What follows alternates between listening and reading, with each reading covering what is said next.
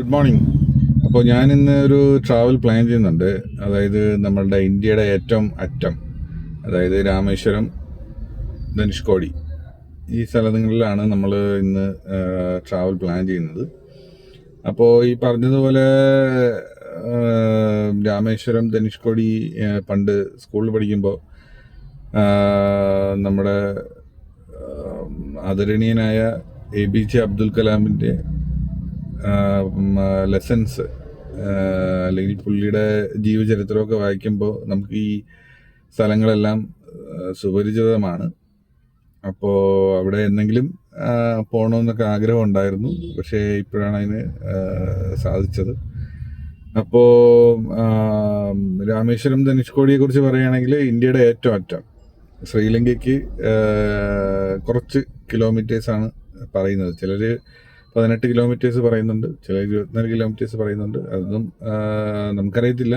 ഈ പറഞ്ഞതുപോലെ പറഞ്ഞു കേൾക്കുന്നതും വായിക്കുന്നതുമാണ് നമുക്കറിയാമെന്നുള്ളത്. പക്ഷേ അവിടെ എൻഡിലെത്തുമ്പോൾ എന്താ പറയുക, അവിടുത്തെ നെറ്റ്വർക്ക്, അതായത് വെൽക്കം ടു ശ്രീലങ്ക എന്നൊക്കെ പറഞ്ഞിട്ട് മെസ്സേജസ് വരുന്നതെന്ന് എൻ്റെ ഫ്രണ്ട്സ് ഇങ്ങനെ പറഞ്ഞിട്ടുണ്ട്.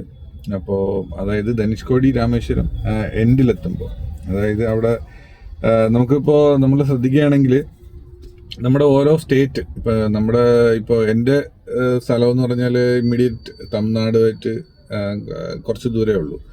അപ്പോൾ അത് കളിക്കാവള എന്ന് പറഞ്ഞ സ്ഥലത്താണ് നമ്മുടെ ബോർഡർ വരുന്നത്. കളിക്കാവളയുടെ കുറച്ചിപ്പുറത്താണ് നമ്മുടെ ബോർഡർ വരുന്നത്. അപ്പോൾ ഈ ബോർഡറിൻ്റെ അവിടെ ഒരു എംബ്ലം ഉണ്ട്. അതായത് സ്റ്റേറ്റുകൾ ഡിവിഷൻ ചെയ്യുന്ന എംബ്ലം. അത് ആരും ഇപ്പോൾ നമ്മുടെ നാട്ടുകാർ തന്നെ ശ്രദ്ധിച്ചിട്ടുണ്ടോ എന്ന് സംശയമാണ്. എന്നാലും അവിടെ ഉണ്ട്. ശ്രദ്ധിച്ചാൽ നമുക്കറിയാം, രണ്ട് സൈഡ് 2 എംബ്ലംസ് ഉണ്ട്. അതുപോലെ തന്നെയാണ് ഈ പറഞ്ഞതുപോലെ ഇന്ത്യയുടെ എൻഡിൽ, അതായത് ഏറ്റവും അറ്റത്ത്, അതായത് തീരുന്നു എന്ന് പറഞ്ഞിട്ടൊരു എംബ്ലം ഉണ്ട്. അപ്പോൾ അതുപോലെ ഇപ്പോൾ ഇങ്ങേറ്റത്തും തുടങ്ങി, ഇനി എന്താ പറയുക, ഇന്ത്യയുടെ അങ്ങേറ്റം ജമ്മു കാശ്മീർ ഒക്കെ പോകണമെന്നുണ്ട്, ആഗ്രഹമുണ്ട്. നമ്മൾ സ്റ്റാർട്ട് ചെയ്തിട്ടുണ്ട് ഓരോ കാര്യങ്ങൾ. നമുക്ക് എന്തായാലും പോകാൻ സാധിക്കുമെന്ന് വിചാരിക്കുന്നു. അപ്പോൾ പല പല ഹിസ്റ്ററീസാണ്, ഭയങ്കര വലിയ ഹിസ്റ്ററീസാണ് ഈ ധനുഷ്കോടി, രാമേശ്വരം ഉള്ള. രാമായണമായിട്ടൊക്കെ വളരെ വളരെ ബന്ധപ്പെട്ട കാര്യങ്ങളാണ് അവിടെ ഉള്ളത്. നമുക്ക് ഈ പറഞ്ഞതുപോലെ TV സീരിയൽസിലായാലും, ഈ പറഞ്ഞതുപോലെ രാമായണത്തിലായാലും എല്ലാം, അതായത് TV സീരിയൽസ് ബേസ്ഡ് ഓൺ രാമായണമാണ്. അപ്പോൾ അങ്ങനെ ചെറുതിലേക്ക് ഉള്ള എക്സ്പീരിയൻസസ് ആണ് പറഞ്ഞത്. ചെറുതിലെ ഉള്ള ഇതേപോലെ ആധ്യാത്മികമായി ബന്ധപ്പെട്ടുള്ള വീഡിയോസൊക്കെ അല്ലെങ്കിൽ സീരിയൽസൊക്കെ കാണുമ്പോൾ ഉള്ള രീതിയിലാണ് അത് ആദ്യം പറഞ്ഞത്. പിന്നെ കുറച്ചും കൂടിയൊക്കെ വളർന്നപ്പോഴാണ് പുസ്തകങ്ങളൊക്കെ വായിച്ചു തുടങ്ങിയത്. അപ്പോൾ അതിനകത്തൊക്കെ ഈ പറഞ്ഞതുപോലെ പറഞ്ഞിരിക്കുന്ന പല പല കാര്യങ്ങളും അവിടെ കാണാൻ സാധിക്കുമെന്നാണ് എൻ്റെ അറിവ്. അതായത് നമ്മൾ സ്റ്റോൺസ്, അതായത് അങ്ങോട്ട് ശ്രീലങ്കയ്ക്ക് ബ്രിഡ്ജ് കെട്ടിയപ്പോൾ, അതായത് അപ്പോൾ അതിനുള്ള സ്റ്റോൺസ്, അതായത് ഫ്ലോട്ടിംഗ് സ്റ്റോൺസ്, അതായത് വെള്ളത്തിൽ പൊങ്ങി കിടക്കുന്ന സ്റ്റോൺസ് ഇപ്പോഴും അവിടെ ഉണ്ടെന്ന് പറയപ്പെടുന്നുണ്ട്. പിന്നെ ഈ പറഞ്ഞതുപോലെ ഒത്തിരി കാര്യങ്ങൾ നമുക്ക് ഓരോന്നോരോന്നായിട്ട് അവിടെ പോയിട്ട് നമുക്ക് ഐഡൻറ്റിഫൈ ചെയ്യാൻ എന്തൊക്കെയാണെന്ന്. പിന്നെ അത് കഴിഞ്ഞിട്ട് അവിടെ എന്താ പറയുക, ഹോളി ബാത്ത് എന്ന് പറഞ്ഞിട്ട്, അതായത് അവിടെ ക്ഷേത്രത്തിനകത്ത് തന്നെ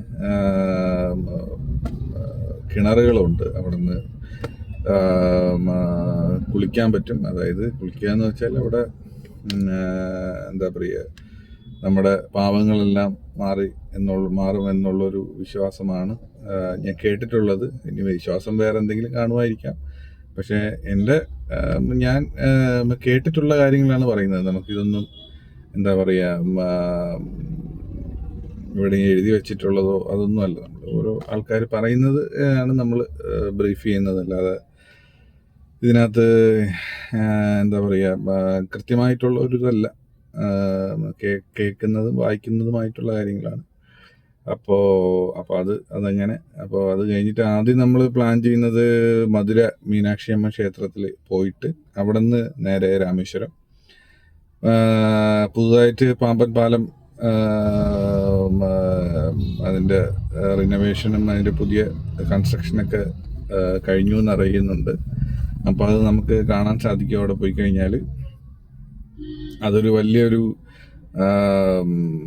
പക്ഷെ നമ്മൾ റോഡ് വഴി പോകുന്നത് കൊണ്ട് അത്ര ഒരു എഫക്റ്റീവ് അല്ല. പക്ഷെ ട്രെയിനിൽ പോകണമെന്നാണ് പലരും പറയാറുണ്ട്. ട്രെയിനിൽ ഇങ്ങനെ യാത്ര ചെയ്യുമ്പോൾ അതിൻ്റെ ഒരു ആംബിയൻസ് കിട്ടത്തുള്ളൂ എന്നൊക്കെ പറയുന്നുണ്ട്. നമുക്ക് റോഡിൽ കൂടി പോകുമ്പോൾ അത്ര ഒരു എഫക്റ്റീവ് അല്ല അത്, അതിൻ്റെ ഒരു എക്സ്പീരിയൻസ് എന്ന് കേട്ടിട്ടുണ്ട്. അപ്പോൾ അത് കഴിഞ്ഞിട്ട് പിന്നെ നേരെ രാമേശ്വരം ക്ഷേത്രത്തിലാണ് ഒരു ബലിയും കാര്യങ്ങളൊക്കെ ഉണ്ട്. അപ്പോൾ അതൊക്കെ അവിടെ തന്നെ ചെയ്യും. അപ്പോൾ അത് കഴിഞ്ഞതിന് ശേഷം മാത്രമാണ് നമ്മൾ ധനുഷ്കോടിയിലേക്ക് യാത്ര ചെയ്യുക. ധനുഷ്കോടിയിലേക്ക് യാത്ര ചെയ്യുമ്പോഴായിരിക്കും കുറച്ച് ഹിസ്റ്റോറിക്കലായിട്ടുള്ള നമ്മളെ കാര്യങ്ങളൊക്കെ കാണാൻ കഴിയുക. അത് കഴിഞ്ഞിട്ട് നേരെ ഇപ്പോൾ ബഹുമാനപ്പെട്ട APJ അബ്ദുൽ കലാം അടക്കിയിരിക്കുന്ന സ്ഥലങ്ങളൊക്കെ ഉണ്ട്. അപ്പോൾ അവിടെ പോകണം. ഇത്രയും ഒരു വലിയൊരു മനുഷ്യൻ്റെ എന്താ പറയുക, ഹിസ്റ്റോറിക്കലായിട്ടുള്ള കുറേ പുള്ളിക്ക് കിട്ടിയ മ്യൂസിയം പോലെ കുറേ കാര്യങ്ങൾ അവിടെ ഉണ്ട്. പുള്ളി അടക്കിയ സ്ഥലങ്ങളുണ്ട്, പുള്ളിയുടെ വീടുണ്ട് പഴയ. അപ്പോൾ അതെല്ലാം ഒന്ന് കാണണമെന്നുണ്ട്. അപ്പോൾ അത് കഴിഞ്ഞിട്ട് നേരെ നമ്മൾ തിരിച്ച് നാട്ടിലേക്ക് വരാനാണ് പ്ലാൻ. അപ്പോൾ ഒത്തിരി ചെറിയ യാത്രകൾ ചെയ്തിട്ടുണ്ടെങ്കിലും ഇന്ത്യയുടെ അറ്റത്ത് നിന്ന് തുടങ്ങാമെന്ന് വിചാരിക്കുന്നു നമ്മളെ ട്രാവൽ പ്ലാൻ. അത് കഴിഞ്ഞിട്ട് നമ്മൾ നേരെ ഇന്ത്യ, ഏഷ്യ, അത് കഴിഞ്ഞിട്ട് വേൾഡ്. ഇതൊക്കെയാണ് നമ്മുടെ പ്ലാൻ. നടക്കുമെന്ന് അറിയത്തില്ല, നടന്നാൽ കൊള്ളാം. ഓക്കെ, നമുക്ക് ഓരോന്നായിട്ട് ഷോർട്ട് വീഡിയോസായിട്ട് നമുക്ക് കൊണ്ടുപോകാൻ കാര്യങ്ങൾ. ഓക്കെ.